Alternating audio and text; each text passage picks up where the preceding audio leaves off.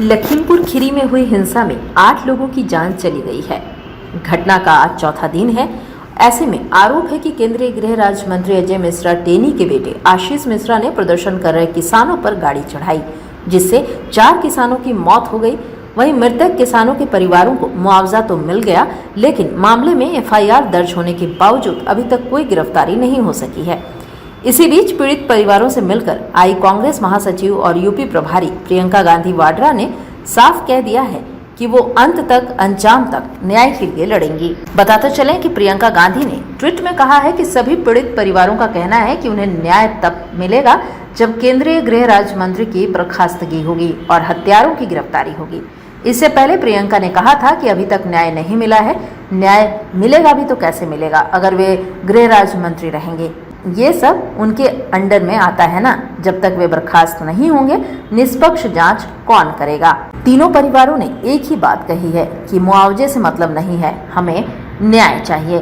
बता दें कि प्रियंका का कहना है कि इसके लिए मैं लड़ती रहूंगी जब तक ये मंत्री बर्खास्त नहीं होंगे और जब तक ये लड़का गिरफ्तार नहीं होगा तब तक मैं बिल्कुल अडिग रहूंगी, क्योंकि मैंने उन परिवारों को वचन दिया है। सुप्रीम कोर्ट या हाई कोर्ट के रिटायर्ड जज के अंडर जांच होनी चाहिए। नैतिक आधार पर मंत्री इस्तीफा दें।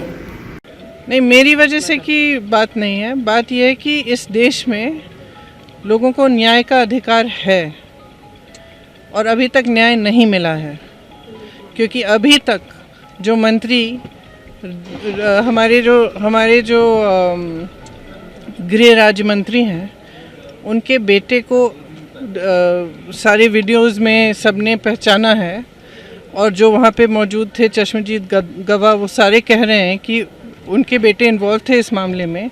तो मैं जानना चाहती हूँ कि न्याय कैसे मिलेगा अगर वो मंत्री रहेंगे। उनके अंडर आता है ना ये सब। किसानों से तो जब तक वो रहेंगे, जब तक वो बर्खास्त नहीं होंगे, तो कौन एक निष्पक्ष जांच करेगा, बताइए। क्या ये है हमारे देश की परंपरा? क्या इसको कहते हैं न्याय? हम सब परिवारों के साथ मिले कल, तीनों परिवारों ने एक ही चीज़ कही, हमें मुआवजा से कोई मतलब नहीं है, हमें न्याय चाहिए, मंत्री को बर्खास्त करना चाहिए और जिसने ये किया है, जो भी अपराधी है, उसको गिरफ्तार करना चाहिए। तो आपने पूरी पुलिस फोर्स अपनी निकाल दी हमें रोकने के लिए, नाकाबंदी हुई, और सिर्फ हमें रोकने के लिए नहीं, लेकिन परिवारों के इर्द गिर्द, उनके गांव के इर्द गिर्द, कि कोई आए नहीं जाए नहीं उसके अंदर।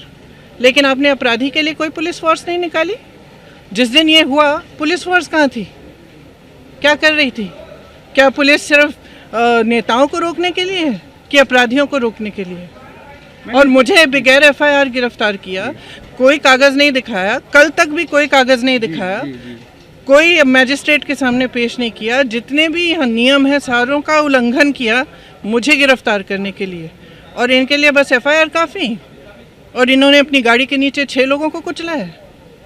ये एक लोकतंत्र है, यहाँ न्याय आपका अधिकार है और इसके लिए मैं लड़ूंगी जब तक ये मंत्री बर्खास्त नहीं होगा, जब तक ये लड़का गिरफ्तार नहीं होगा, तब तक मैं बिल्कुल अडिग रहूंगी, क्योंकि मैंने उन परिवारों से वचन दिया है। तब तक आप यूपी में रहकर